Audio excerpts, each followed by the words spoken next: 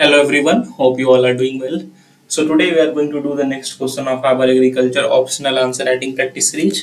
जो हमारी agriculture optional answer writing practice series चल रही है उसके नेक्स्ट क्वेश्चन को आज हम लोग करने वाले हैं. In today's question is write in detail about the nature of damage and management of following pests. जो ये पेस्ट्स हैं इनके डैमेज के नेचर को, how they damage the crops and how we can manage these pests, उसके ऊपर हमें discuss करना है. And this question was asked in 2023 IFS examination, that is the agriculture optional paper of IFS examination. This question was asked, and the pests we have to discuss today is cotton whitefly, cotton mealybug, and chickpea pod borer. So आज in the recent times, in the previous 2-3 years, you are seeing that UPSC has become a bit specific, especially in agriculture optional.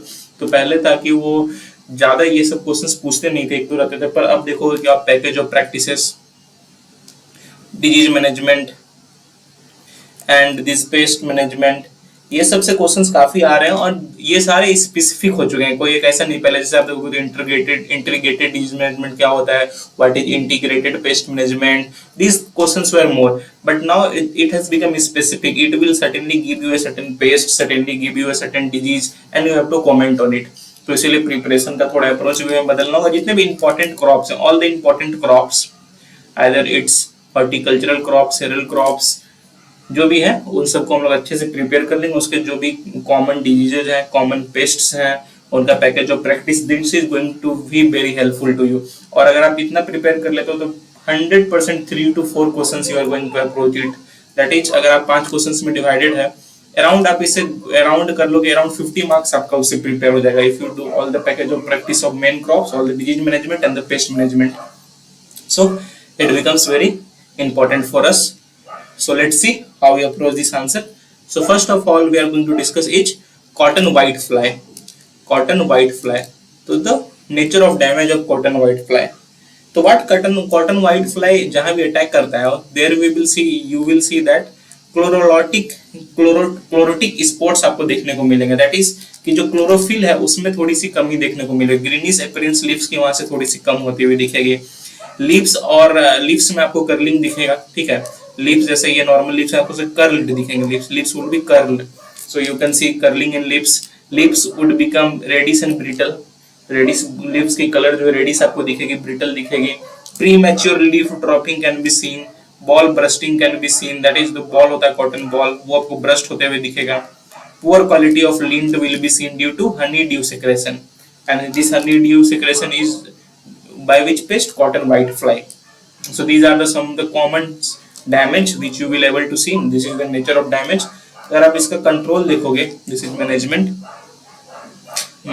of cotton whitefly. यहाँ पे आप देखोगे we have to avoid alternate cultivated host crops of whitefly. Generally इसमें आप क्या देख रहे हो, जैसे ब्रिंजल हो गया, भिंडी that is lady's finger, brinjal हो गया, लेडीज फिंगर हो गया, टोमेटो हो गया, टोबैको हो गया, सनफ्लावर हो गया. These are the common host plants of white fly. White fly के ये सब कॉमन होस्ट्स हैं. तो जब भी आप कॉटन उगा रहे हो तो हमें ध्यान रखना है कि उनके साथ में we are not growing these crops, either brinjal, ladies finger, tomato, tobacco, sunflower near the cotton crop, because these plants hosts white fly, and when we will grow these plants near our cotton crop, the white fly will easily get attack to our crop. So this we need to address. Secondly, this is the second point, we need to remove and destroy the alternate weed hosts. जो भी alternate weed host हैं, such as Abatolium indicum, Solanum nigrum, from the fields. These are the common host plants. Sometimes these are also classified as weeds. So these need to be destroyed and this needs to be removed from our neighboring fields. We need to adopt crop rotation with non-preferred hosts such as sorghum, ragi, maize. These are the crops जिसको कि cotton white fly prefer नहीं करता. जैसे देखो आप brinjal, भिंडी, ये सबको कॉटन व्हाइट फ्लाई प्रीफर करता था, और यहाँ पे आप क्या देख रहे हो कि sorghum, ragi, maize ये सबको प्रीफर नहीं करता. तो these are not non-preferred hosts. तो फिर इसके साथ आप रोटेशन करोगे कॉटन को, तो वहां पे आपको जो स्टेब्लिशमेंट है कॉटन व्हाइट फ्लाई की वो ठीक से नहीं हो पाएगी. तो rotation with this crops can be helpful. अंदर practices we need to do it. Timely sowing, time spacing should be good. Wider spacing हमें मेंटेन करना है। वाइडर स्पेसिंग इसलिए ताकि जो हमारा ये है, अगर किसी एक क्रॉप में, एक प्लांट में अगर वो अटैक कर भी जाए तो इजिली दूसरे प्लांट्स में अटैक ये स्प्रेड ना कर पाए। अगर क्लोज स्पेसिंग रहेगी, spacing would be close, then the attack will be faster and we will get very little time to control. So wider spacing is very important. Recommended dose of fertilizers we have to give nitrogenous fertiliser जो उसको recommended dose में हम लोग देंगे। Irrigation management, तो proper irrigation management वो हम लोग ये करेंगे। So these are the things we need to do so that the pest जो बिल्डअप है वो हमारा ठीक से ना हो पाए, ठीक है। The pest buildup is weak and we could manage it properly. Secondly we need to do monitoring activities, we need to set up yellow sticky fly, और हमें देखने रहना कि अगर जैसे ये येलो स्टिकी फ्लाई अगर इसमें हमें देखना है कि there are less number of white fly, then there is no chance of danger. But when this number of white fly starts increasing, then we should be aware that कि we need to control now. और जब भी ये हम generally chemical treatment में हम लोग shift कर जाते हैं, जब भी या मॉनिटरिंग में हम देखते हैं कि व्हाइट फ्लाई का नंबर काफी अधिक बढ़ चुका है। Whenever the numbers of white fly in the yellow sticky trap increase, we shift to chemical methods which is insecticides. So commonly used insecticides here are imidacloprid, buflophagin, diafenthorone, thiacloroprid, fluronacid, fipronil, thiamethoxam. So these are the important insecticides. सबकी नाम याद रखने के, जो you don't need to remember all the names, 1-2 names if you remember that is enough. So ये हो गया management of cotton white fly. तो what we need to do, white जो भी होस्ट्स हैं, जो भी कॉटन जो व्हाइट फ्लाई को अच्छे से होस्ट करते हैं, उनको अवॉइड करना है। क्रॉप रोटेशन किससे करना है, नॉन प्रीफर्ड होस्ट के साथ। सोरगम रागी क्लीन रखना, फील्ड को अल्टरनेट वीड होस्ट्स जो है उनको हमें डिस्ट्रॉय करना है, मॉनिटर करना है, टाइमली अच्छे एग्रोनॉमिक प्रैक्टिसेस का यूज करना है, टाइमली सोइंग, स्पेसिंग, फर्टिलाइजर का रिकमेंडेशन, इरिगेशन मैनेजमेंट सब good, all needs to be good. And at last when the pest buildup is high, we need to use insecticides. So this is about cotton white fly.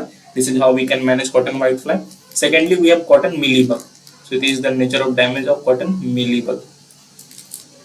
आपको क्या दिखेंगे, distorted suits दिखेंगे, Bussy suits दिखेंगे, twisted suits दिखेंगे, क्रिंकल्ड suits दिखेंगे, stunted plants दिखेंगे। जब भी ये सारी चीज आप कॉटन में नोटिस करोगे, shoots are distorted, bushy, crinkle and bunchy leaves, twisted leaves, जब भी आपको ये सब देखें, प्लांट स्टैंडर्ड है, तो then we can see that it is under the attack of cotton mealybug. तो what we need to do here, late season infestation. और अगर देखोगे एक और आपका सिम्टम आपको डैमेज में क्या दिखेगा कि यहाँ पे प्लांट विगोर काफी कम हो जाता है। The crop early crop senescence can be seen, the crop will be dying early, the crop will be getting old early. तो ये चीज आपको देखने को मिलेगा। हनी ड्यू सीक्रेट, यहाँ पे भी आपको हनी ड्यू सीक्रेशन देखने को मिलेगा।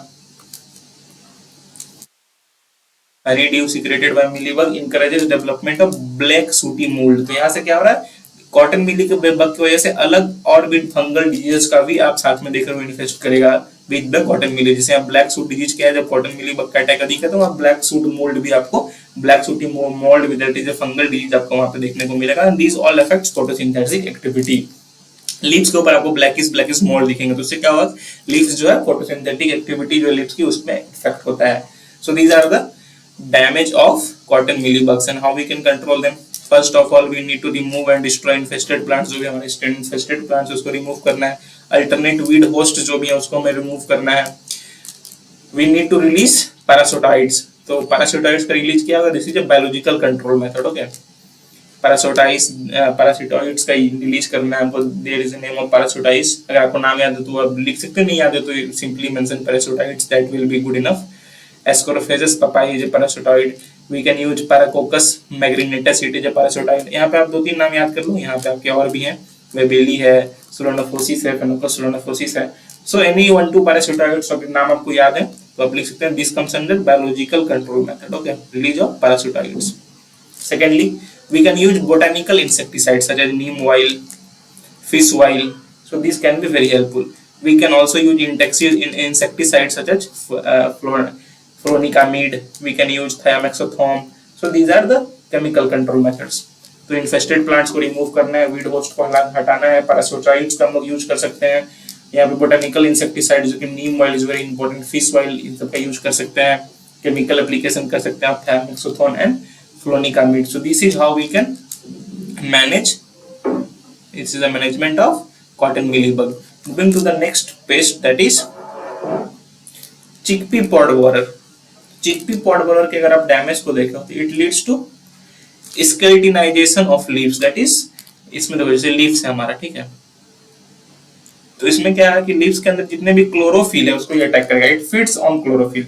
तो क्लोरोफिल जब सब खा जाएगा तो लीफ विल लुक लाइक एक आपको नेट के टाइप से लीफ दिखेगी, leaf will start looking like a net with the veins will be clearly visible, that is what we known as skeletonization of leaves, that is leaf का ये सारा all the chlorophyll of the leaf is feeded upon and the leaf is without chlorophyll, leaving veins by young larvae defoliation। और यहाँ पे क्या है, veins आपको सिर्फ दिखेंगे, क्लोरोफिल आपको फीड कर जाती है, फ्लावर को ये फीड करती है, ग्रीन पॉट्स को फीड करती है। वो ग्रीन पॉट्स में देखिए एक सर्कुलर होल्स दिखे, जैसे मान के चलो पॉड आपका चिकपी का, तो इसमें आप देखोगे कि सर्कुलर होल्स करके ये अंदर इंटर कर जाता है, that is why its name it pod borer, that is pod में ये होल करके अंदर जाता है, पॉड को बोर करता है ये, feeds the grains and make the pod empty. क्या कहता है, पॉड के अंदर इंटर करता है, उसको उसमें अंदर जो भी ग्रेन्स उसको फीड कर देता है एंड पॉड को ये खाली कर देता है, that is why its name is chicken pod borer. So these are the damage, how we can manage it with chemistry. यहाँ पे हम लोग फर्मन ट्रैप यूज कर सकते हैं, हेलिकोरपा का helicoverpa armigera, this is the pheromone trap you can use. अगर आपको नाम याद भी नहीं रहा तो फर्मन ट्रैप मेंशन कर देना कि हम लोग फर्मन ट्रैप्स यूज कर सकते हैं।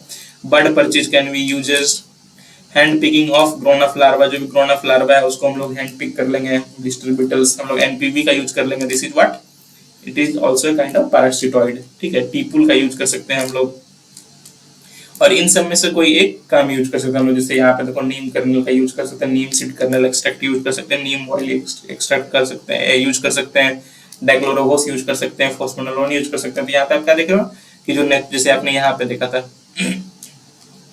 क्या ये बोटानिकल इंसेक्टिसाइड्स, तो इसी तरह यहाँ पर भी आप देख रहे हो बोटानिकल इंसेक्टिसाइड्स का यूज हो रहा है, नीम ऑयल का, नीम सीड कर्नल का। तो ये कॉमन पॉइंट है, आप मेंशन कर सकते हो बोटानिकल इंसेक्टिसाइड्स, क्योंकि केमिकल्स हमें दूर भी रहना, तो botanical insecticides could be very helpful. So this is how we can manage cotton, chickpea pod borer. So these are the common pests जो कि हमारे mentioned था क्वेश्चन में। हमने भी discussed about cotton white fly, their damage and management, we discussed about cotton mealybug, their damage and management, we discussed about chicken pod borer. So I hope you understand all the three pests के damage और उसको manage कैसे कर सकते हैं।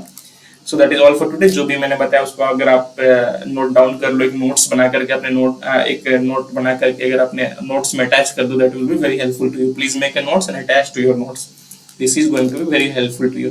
That is all for today. Please do like, please do share and please do subscribe. It take a lot of hard work to make such videos for you on regular basis. अगर आप like करते हो, share करते हो, subscribe करते हो तो काफी मोटिवेशन मिलता है हमें कि हम और वैसी वीडियो रेगुलरली आप सबके लिए बना पाए। So that is all for today. Have a nice day. Thank you.